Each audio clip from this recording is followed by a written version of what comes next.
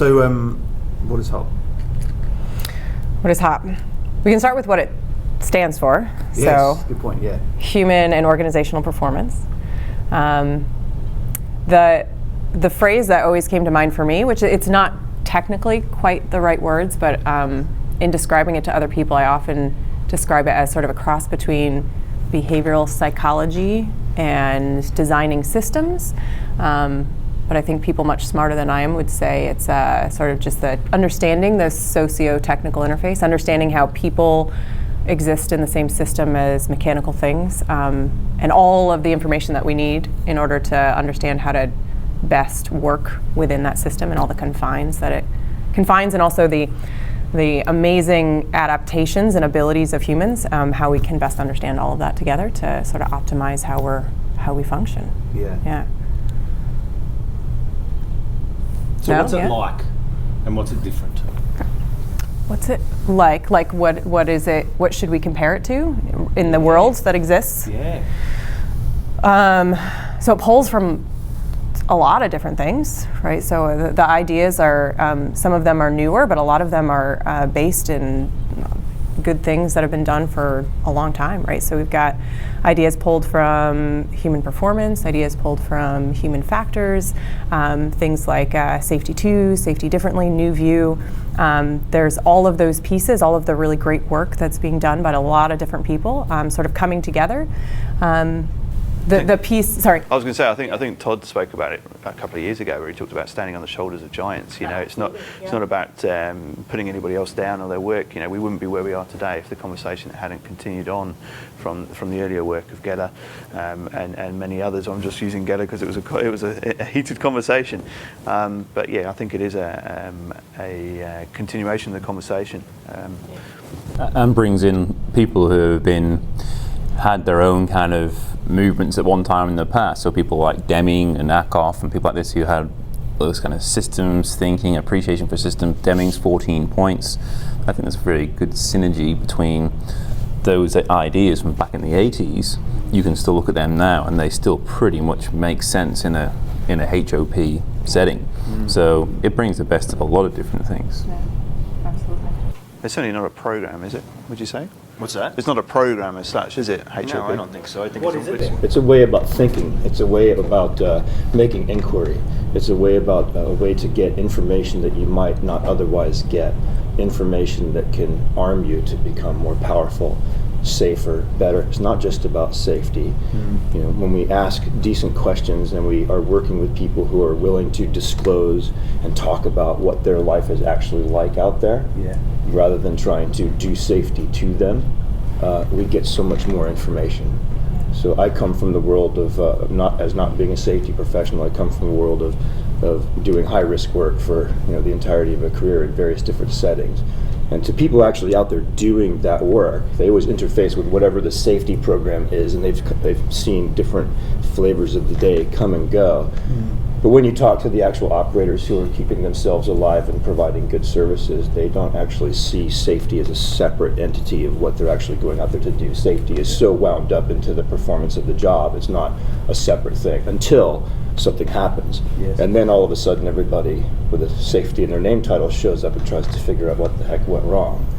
And I think a lot of emerging philosophies, safety to, safety differently, a lot of these philosophies are embracing that concept of emergence, of safety, of quality, of performance. They're emergent properties of normal work.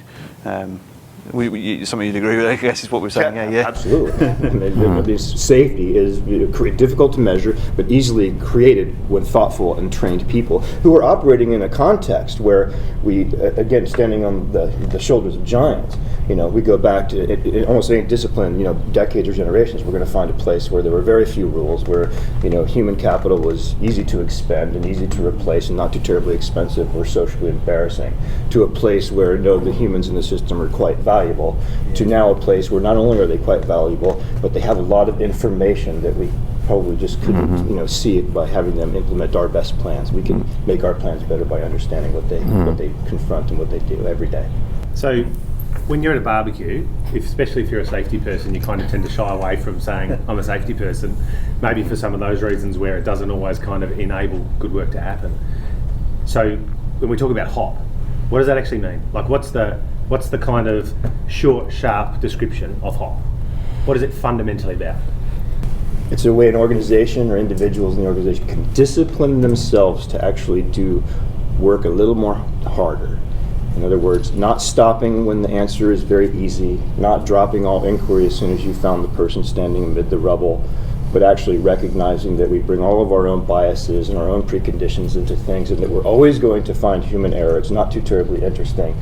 And it's a much more interesting way to, if you discipline yourself, to get a little bit deeper of what's going on in the world. Yeah. And that's why it has so many benefits beyond, merely safety. Because when we have people who trust our intentions as supervisors or managers, and we trust the workers and they trust us, then they're much more likely to share with us information. They're much more likely to participate in the future. Yeah. And the future is bright.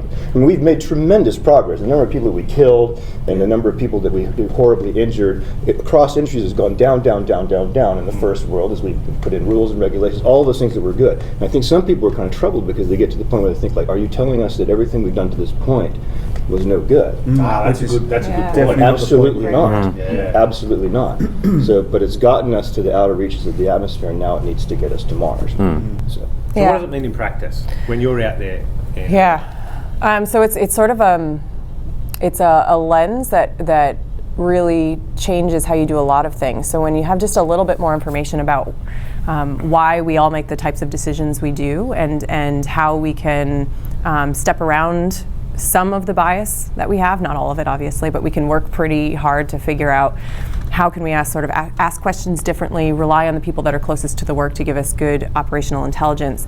It actually changes how you do a lot of things, everything from how you would follow up after an event, to how you might proactively involve people when you're designing something new, to how you would structure an audit, to how you would look at an operational upset, to how you would sort of see, as you said before, quality and safety and operational reliability are all the same thing. So it really helps even break down silos in discussion. So no longer am I concerned about you say putting something in a parking lot, right? When you're talking to somebody, I'm sorry, I'm only here to talk about the safety part of it, right? The rest of it, I'll get somebody else for that.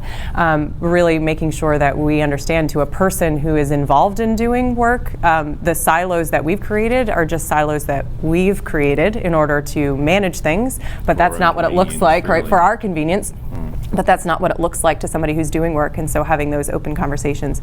So I think in practice, it's finding a place where you can take some of the principles and apply them to help just slightly adjust what we're already doing, because it's not a program, like we said. So it's just it's a operating philosophy or a culture change. I don't think you can you can't snap your finger and do something completely differently the next day, but you can take some of the ideas and say, how can we take a few of these concepts and adjust what we're already doing in this space to align a little bit more with them?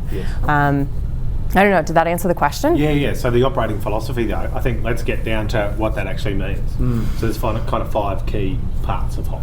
Yeah, and I think in terms of a common language, right? Yeah, and I think building off what Andrew has just put out is, the concept of bias is often frowned upon, but it's a sort of byproduct of natural heuristics that we need in order to understand our world. And it actually makes us really successful. Yes, like the way that our brains have developed, there's a very good reason for that. Yeah. We've talked about conservation of energy. Absolutely. We talk about the survival mode that exists. When we've been chased by a saber-toothed tiger or whatever. These are all things that actually serve a really good purpose. Yeah. And right now, in our very fast-changing world, sometimes those things create problems for us. Yes. Like error. And I think that's the paradox of assumptions. We need to make assumptions in our normal world just to understand it. It's becoming more complex.